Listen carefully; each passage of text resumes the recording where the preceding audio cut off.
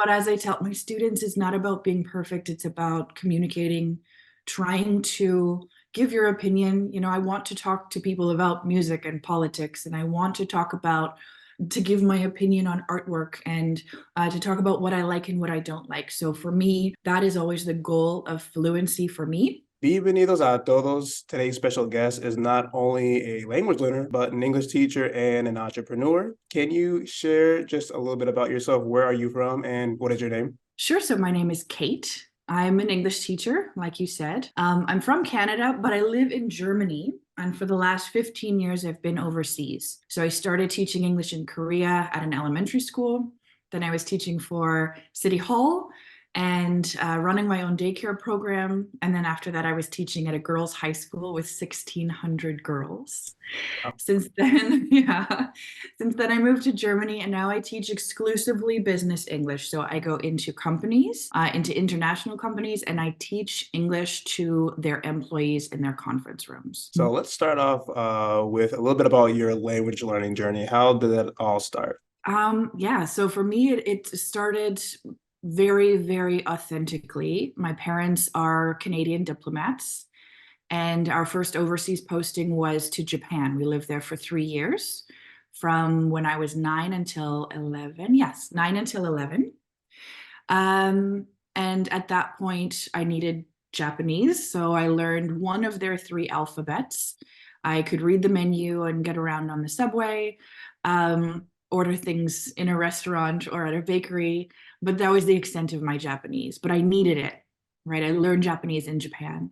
Then I came back to Canada, and it just so happened I was at that perfect age for a new program that they were starting at the time, which is called Late French Immersion. So the idea of this is that you take an English-speaking child, put them into French school, and they would learn both French and the material at the same time. So I'm learning history in French, and science in French, and math in French. At the end of the 2 years, I was pretty good at French. And then my parents got posted to Kuwait. And I didn't need French, but I needed Arabic. Wow. So then I was taking Arabic and French in high school as a way of keeping my French going. I got pretty good at Arabic. I had numerous friends who were Arab speaking in their families and things like this. I dated a Kuwaiti guy for 2 years. So my Arabic was pretty good. And then I moved back to Canada, went to university, no languages there, just English. And then I moved to Korea to teach English and learned Korean.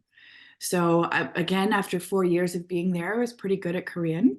And then I moved here to Germany. So now I've been here for 12 years and my German is good enough. It's not perfect. It's not perfect and I make grammatical mistakes. But as I tell my students, it's not about being perfect. It's about communicating, trying to give your opinion. I want to talk to people about music and politics, and I want to talk about to give my opinion on artwork and to talk about what I like and what I don't like. So for me, that is always the goal of fluency for me. I truly believe that there is no one kind of fluent, right? There's numerous versions of what fluent is. So for me, that I'm fairly fluent in German, although not perfect. And yeah, as I always say, I will probably just be learning German for the rest of my life, and that's okay too. And are you still learning those other languages as well, French and Japanese, and was it Arabic as well? Arabic and Korean, yeah. So it's the Okay, five. So it's five. Japanese, French, Arabic, Korean, and then German. No, I need German here and I need German right here. So I don't Mhm. really focus on keeping those languages alive.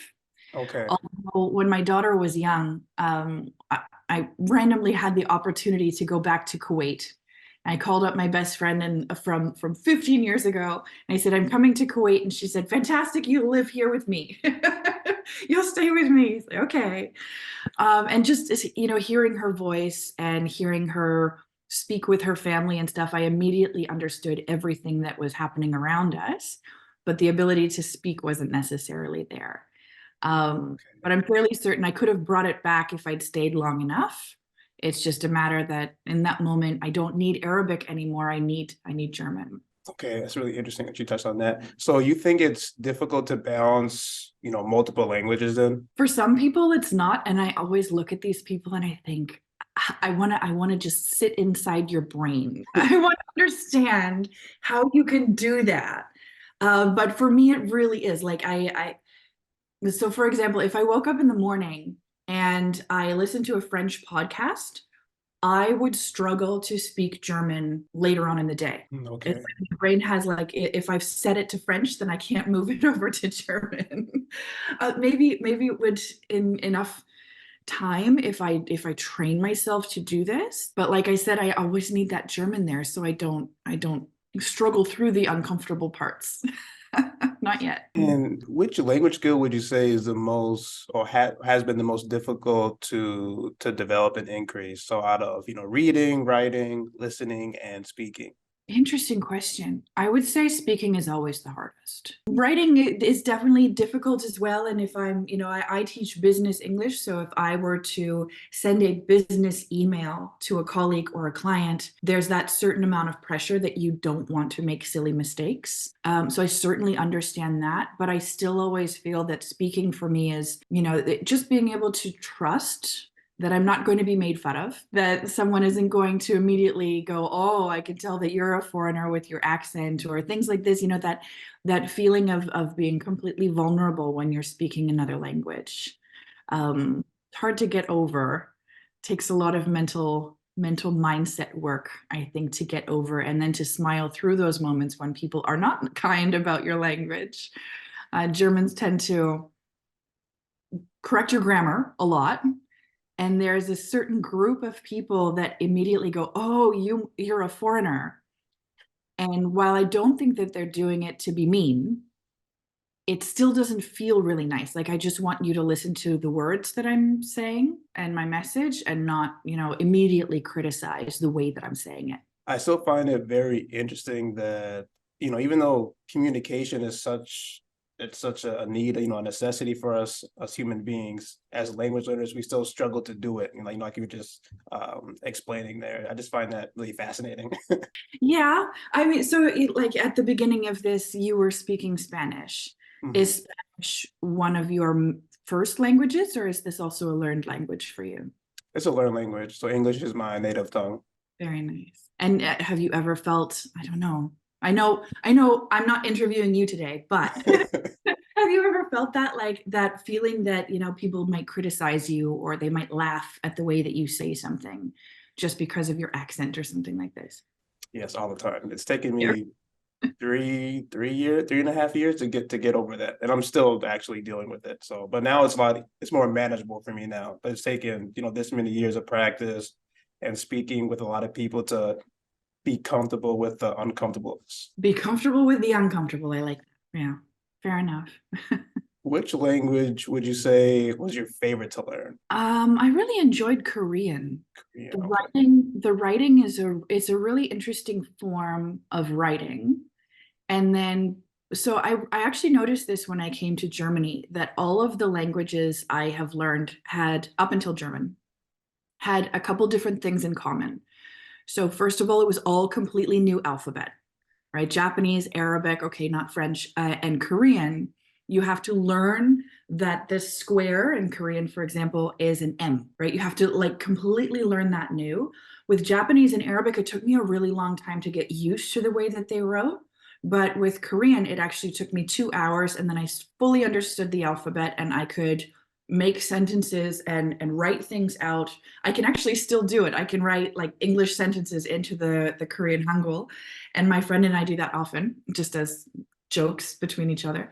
But the way that you write a sentence in Korean is just so special, easy, I want to say, that it took almost no time at all. And then afterwards, like immediately afterwards, I would prefer if you wrote something out, like, for example, if you wanted to give me directions to your apartment or to this restaurant or to a meetup place later, I would prefer that you write it in Korean versus writing it in English because I could understand the Korean better and I could phonetically go through the way that it's meant to be said easier than if you Romanize it, if you put it into the Roman alphabet.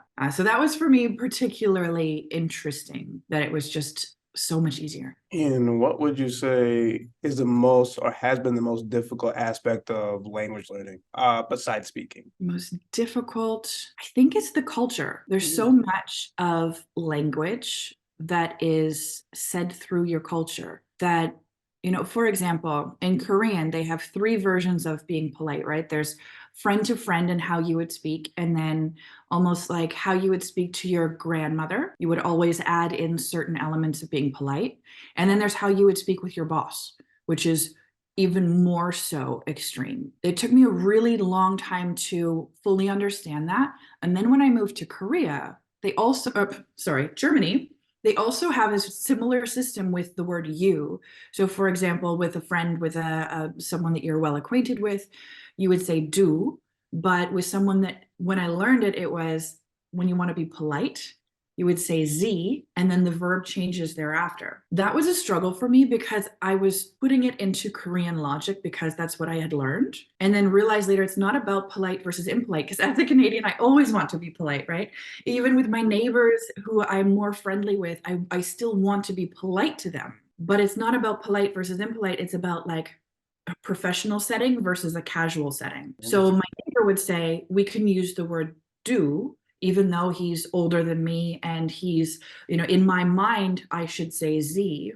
But it's, you don't use Z there, you use it in professional settings, like at the store, for example, or with your doctor or with someone that you're interacting with, but it's not a, let's say, friendly or casual interaction. So for me, like, yeah, it's that the culture behind which words to use in certain settings that don't feel natural to me based on my language. That makes sense.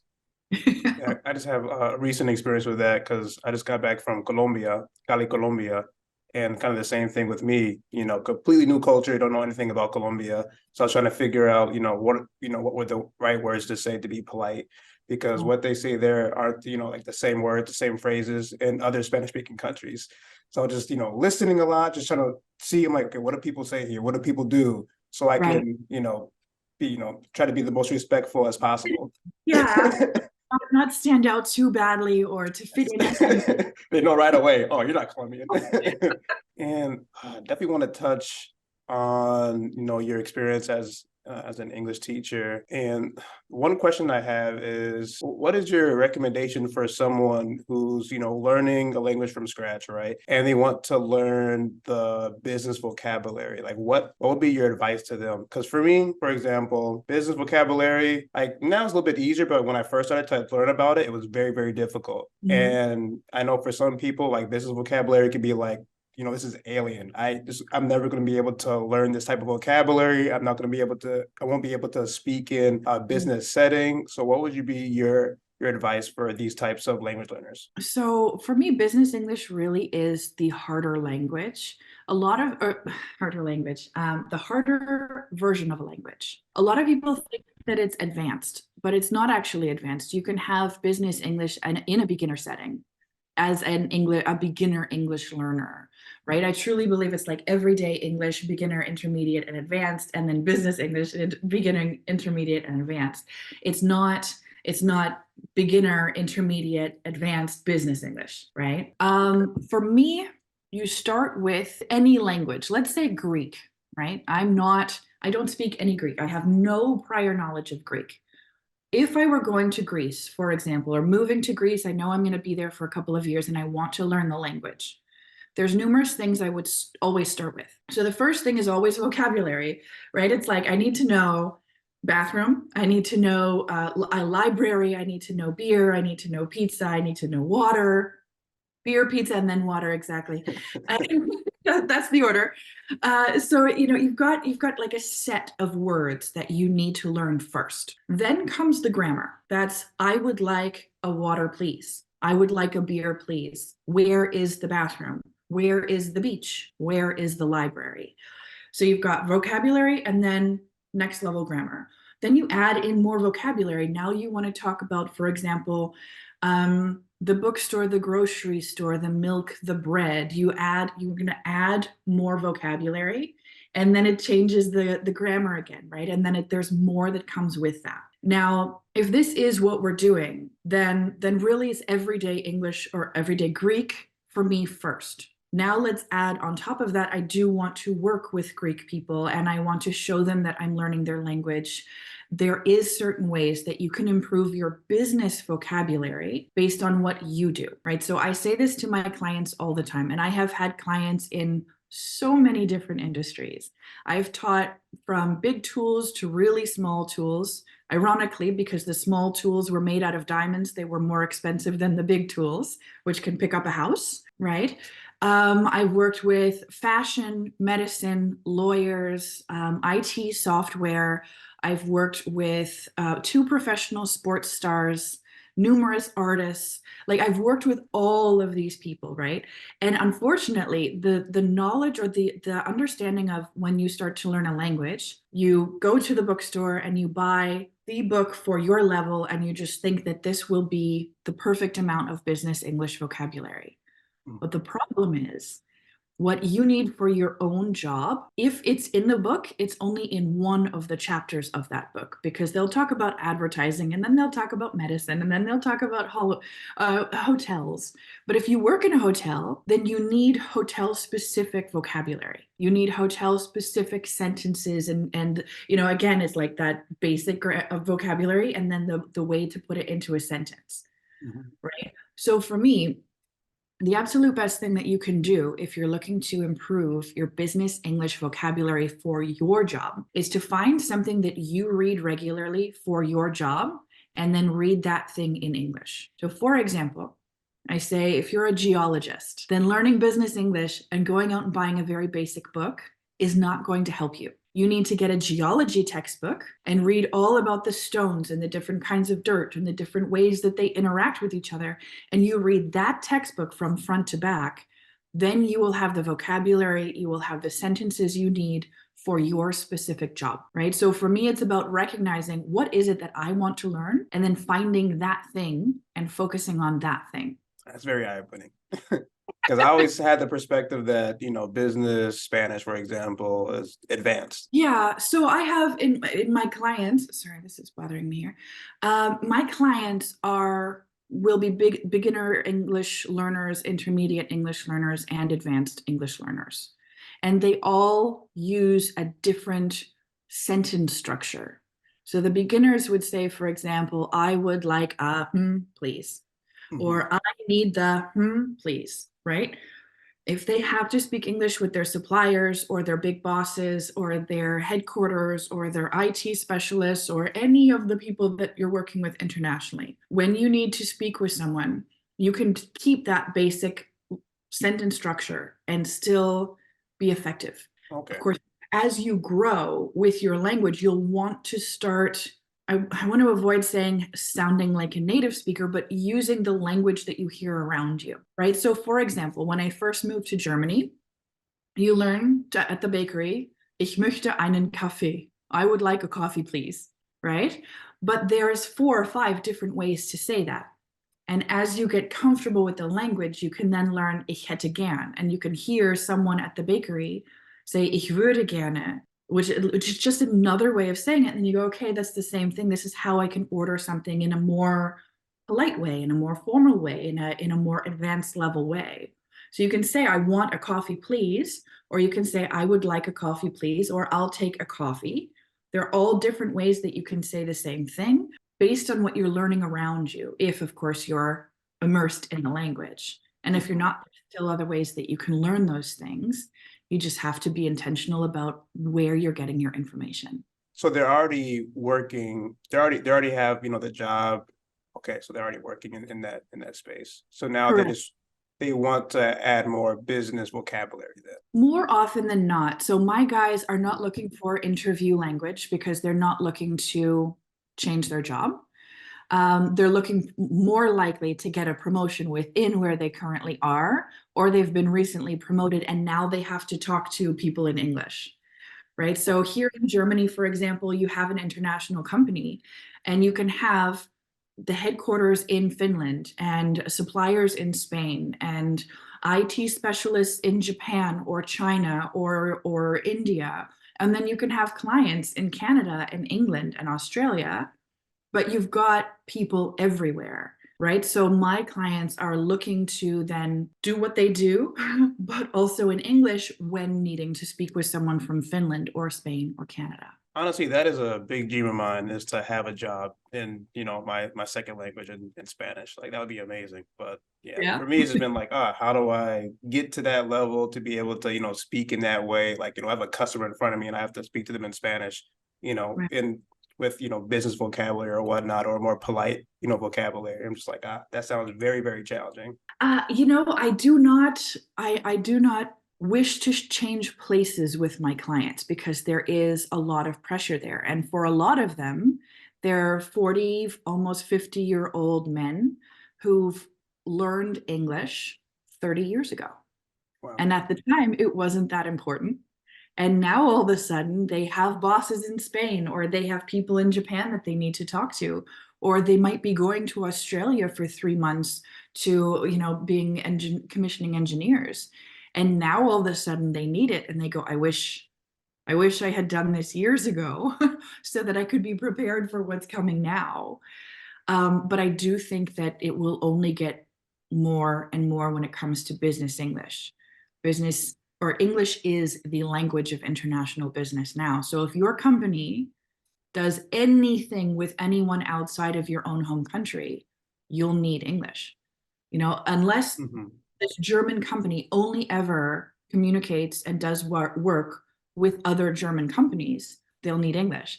Because if they work with Spain and Spanish countries, Spanish people don't speak German, German people don't speak Spanish, so they all speak in English.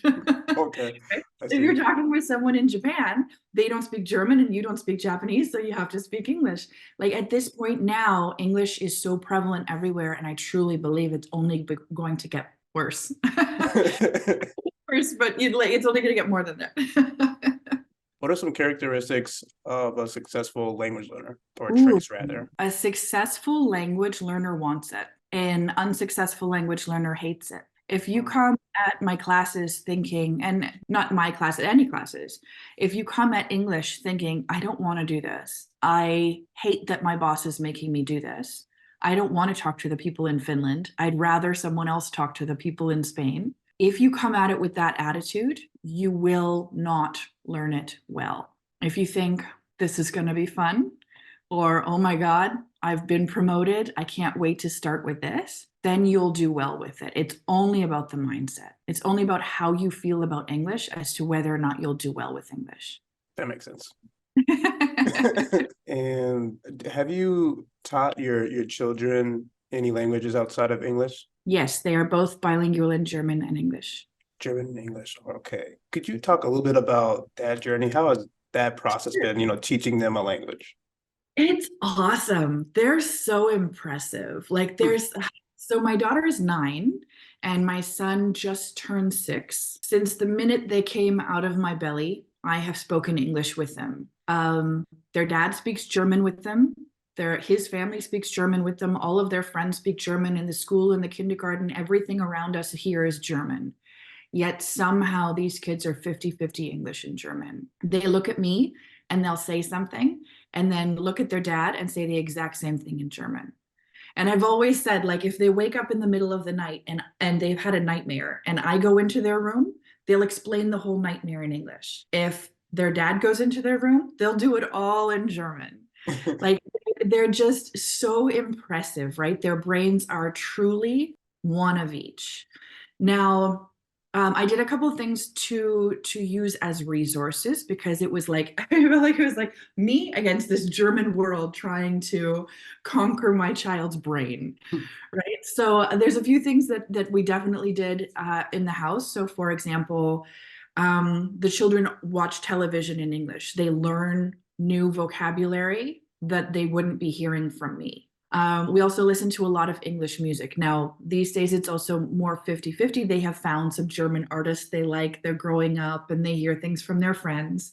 So they've also, found some German music. But my kids, since they were very, very young, were singing just tons of English songs. And then, even when they were very young, television was like 20 minutes a day. Now they'll watch entire movies on movie nights, for example. And they never look to me and say, what's that? Well, what is that? They just kind of figure everything out based on context. Wow, Yeah. that's beautiful. It's so impressive, really. Like, and so my son is 3 years younger than my daughter. When he was born, she looked at me and she said, I'm going to speak with him in English to help you teach him English. And I did not put that in her head. I never asked her to do that. I never said it would really help me if you did that. But of course, my English teacher mom part is like, yeah, yeah, okay. And they still speak English to each other. So, for example, if they go out with their dad and I'm not there, they'll speak English with each other and he's speaking German with them. And he's laughed with me and said, people, I get some strange looks when I'm speaking German to the children, and then all of a sudden they start speaking English with each other. But that's their chosen language, and I hope that it stays that way just because it's just so cool. They're just doing such a good job. That is fascinating. Yeah. And have you found that there are differences in teaching children a language versus adults? Yes. Mm. Yes. Oh my God, yes. I feel like adults, 9 out of 10 adults come to English class motivated, whereas it's probably the opposite with kids. Maybe 1 out of every 10 will come ready and wanting to learn this secret language. Most children don't think it's cool yet. Okay. I noticed very, very quickly with my girls' high school back in my third year of teaching English, that if I was talking about celebrities, they were interested and they would want to speak in English. If I was talking about fashion or food or culture, they were interested in wanting to speak English. But if I was giving them a grammar lesson, that eyes just closed, they have zero interest in this. Versus adults who recognize that English is everywhere, so they come already motivated. Again, most of my, like, I'm brought into the company and I teach in a conference room. So most of my people are either up for a promotion if they speak English, or they've just been promoted and don't speak English but need it. So they're motivated. I just have to show up and talk to them and they'll do it. Versus kids where you have to make it fun and you have to be a bit of a clown and you have to be very emotive for them to start understanding. That makes sense. I can't do kids anymore. I'm too old. Okay. Too old. I can't do it. I like to sit at my conference table with a cup of coffee and chat. That's better for me. Yeah, I'm not a teacher, but I don't know, for some reason I thought it would be easier to teach children. I don't know why. Probably, Okay. yeah, I always had that perspective. I had the opposite. I thought that adults, they wouldn't be as motivated and it would be difficult because, maybe they're more set in their ways and just like, that kind of angle, I suppose. Yeah. Well, it's an interesting point because so a couple of, I guess, months ago now, I was supposed to go. We had just come back from summer holiday. My daughter was still on her summer holiday, and I needed to go back to work. So I brought my daughter with me to my clients, the big tools, and we sat at the head of the conference table, and we had 13 people on either side of the table. And they come in and they put their books down and they put down a cup of coffee and then they sit there and they're asking about my daughter and they're asking about our summer holidays and we're talking about certain things. And at some point, my daughter kind of, leans over and she's like, Mom, when are you going to start? And I was like, we already did. And like for her, she was expecting, mom is the teacher, mom stands in front of the whiteboard, writes something, and everyone writes something down too. She's expecting that old school version of schooling, right? Whereas that is very much the opposite of what I do. And I do that with intention. I do not want my people to be afraid to make mistakes in front of me. I never carry a red pen. If I correct their work, I'll use blue or green or orange or pink. Oh, On wow. Okay. I don't want them to be looking at me thinking, I just got 7 out of 10. That's a B. I don't want them to revert back to that schooling English. And I will say, so I meet my clients for about an hour and a half, and it's usually in a group setting. The first 15 minutes, I always, it's just chatting. It's tell me about your weekend. How was your last week? What did you do? What did I do? And I find that they will make mistakes in that first 15 minutes. that they do not make the rest of the class. So I don't correct them. I've just decided for I will not correct them if I look at you and say, hello, how was your weekend? And they use the wrong grammar form or something like this, or they say, I have gone to the cinema when it should be, I went to the cinema. I don't correct this because they will, once their English is warm in their head, once it's warmed up, they won't make that mistake anymore. So I don't jump at every single mistake and correct this on purpose. And then after we do that little warm up, which is again just chatting, after that I want to hear about their projects. Update me on your projects. And I have a very good memory for things like this. So if they tell me about their projects, I want updates on this. I want to hear about that. How did it go with the client in Jamaica, for example? What happened with the IT guys last week when you had that data breach? Tell me everything, right? And then after that, and only after that, when we're fully caught up on the projects, will we ever go to the book? Because for me, I'm there to help them practice talking about their projects. If we go the entire hour and a half talking about their projects, then I consider this a successful class. Right. So the book for me is like, if we run out of things to talk about, we can open up a book and we can start talking about the next thing. But my goal is to get them comfortable talking about their own projects so that when they have to explain something to someone in Japan or Spain or Jamaica or Auckland, that they can then do that comfortably. Got very passionate, but to wrap that up, all of that to say, like my daughter, when she was watching me do this, she was thinking like, when are you going to start the real school? And I've always said to my clients, I want them to look forward to seeing me. I want them to think of English class as a break from their everyday bull honky. I'm not going to swear.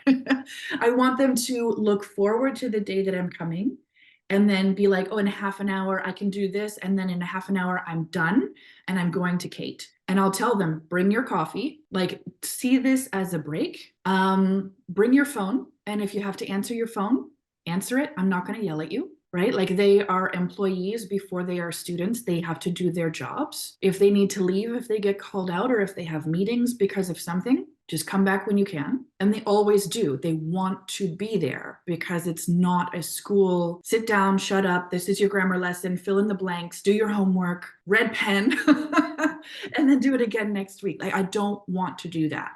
And then because of that, it's just a wonderful experience. So like I've had people say, I look forward to your class. Your class is my self-care. Yeah.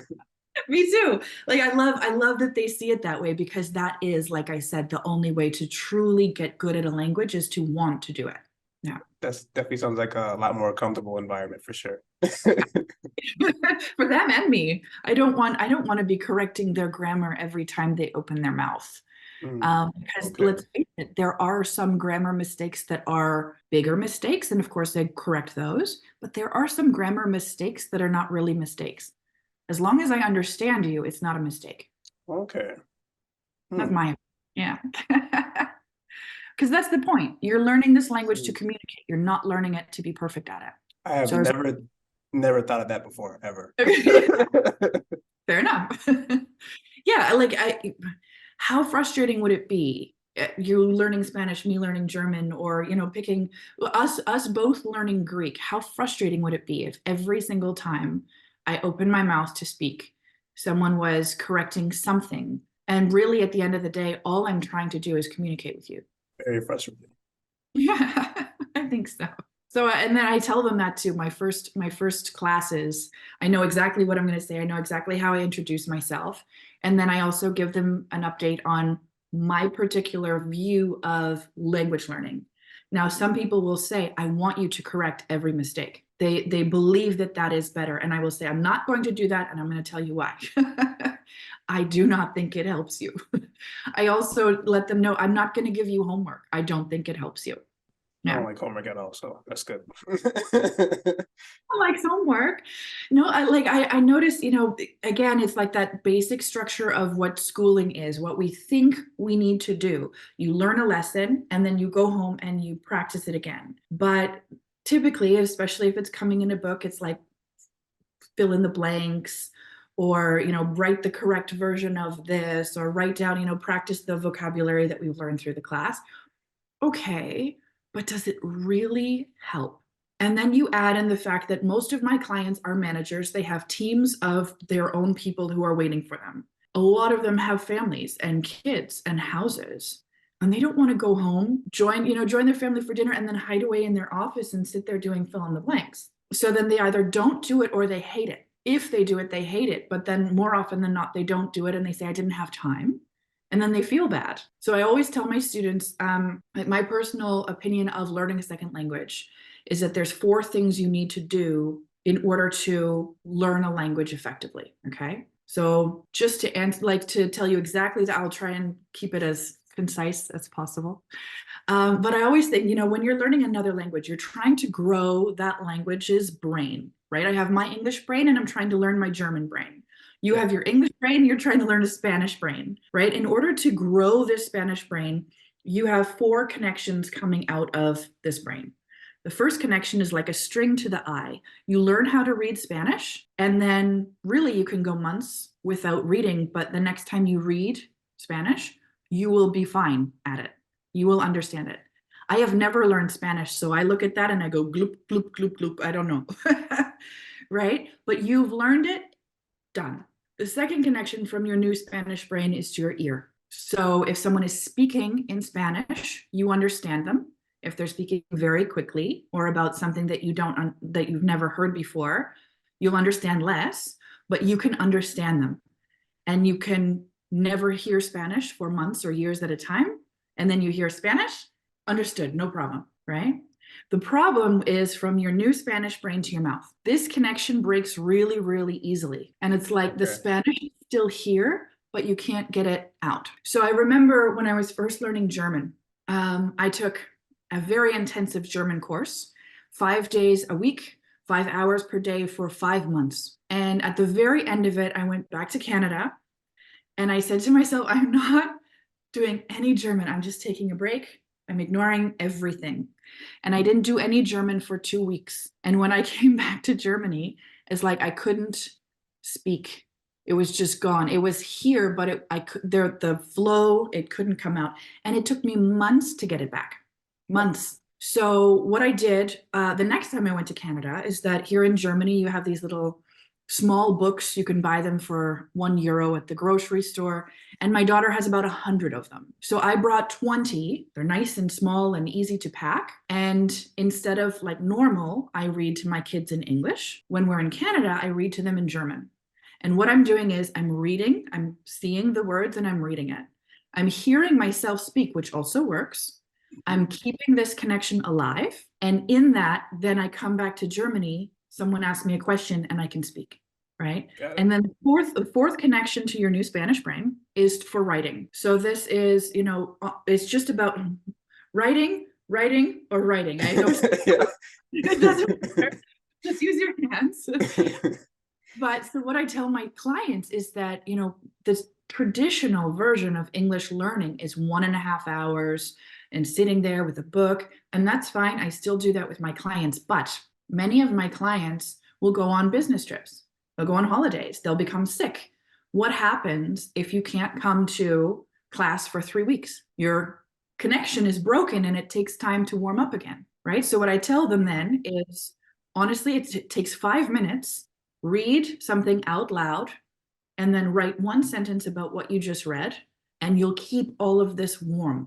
Now, if you do that, if you do all 4 of these things every week, your English will get better and better, or your Spanish will get better and better. If you do all 4 of these things every day, your English will get better and better faster. So for me, speaking and practicing speaking, you can sing Spanish songs at home keeps that alive. But it's only practicing the one thing, or I guess listening and speaking. But if you can get a book, you can read something out loud, right? So I'll also say, for example, back to our geologist, if you're a geologist, you get a geology article, read 1 paragraph out loud. And then the next day, read that same paragraph out loud. And the next day, read that same paragraph out loud until it comes out so easily that it's boring. And then the next day, you read the first paragraph and the second paragraph. And you keep reading those 2 paragraphs every day until it's boring. And then you add another paragraph and another paragraph until your article is done. Then you get a new article and you do it again. And this will increase your vocabulary. It will increase your grammar. It will show you how the language is supposed to be, and it will introduce you to vocabulary that you need for your job. I think that should be in a TED Talk, and I should be paying for that information. I'll have to apply for TED Talk. But I mean, That's in amazing. that way, a learner is also in control of their own learning. Like I tell my students, my goal is to get you good enough that you don't need me, because you can do this in 5 minutes every day. Teachers hold people accountable, right? And when they want to show up to class, it is good for them. But ideally, at some point, you are good enough in your language that you're coming here now to me only because you want to, not because you need to anymore. Okay, yeah, definitely for that part, I'm gonna repeat over and over again, keep watching it every single day for motivation. What is your opinion on, developing an accent in your target language? Whether you are, learning it for, a job or just for fun. Oh, good question. So, I mean, there's two sides to this, right? So, there's what is accent and what is pronunciation. Personally, I have an accent when I speak German. Sometimes it makes me more self-conscious than other times. And then other times I just think, I'm Canadian. I only learned German for the first time at 28 years old. I have an accent. Let it go. And then other times I think, oh, I wish I didn't have an accent. So I understand learners when they feel this way. But what I can say is instead of always focusing on accent, you can focus on your pronunciation. So for example, and that pronunciation to me is the like rhythm of the word. So for example, at one point I had read the word hopefully in German. And I remember thinking it was hoffentlich. And I would say this to people, and they understood what I was saying, and it was fine. And at one point, a neighbor came over, and we were talking about something, and both of us said hopefully at the same time. So I said hoffentlich, and she responded with like, yeah, hoffentlich. And realized that the accent was not at the first part, it was in the middle of the word.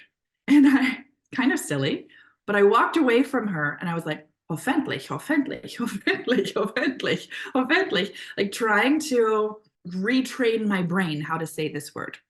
Okay.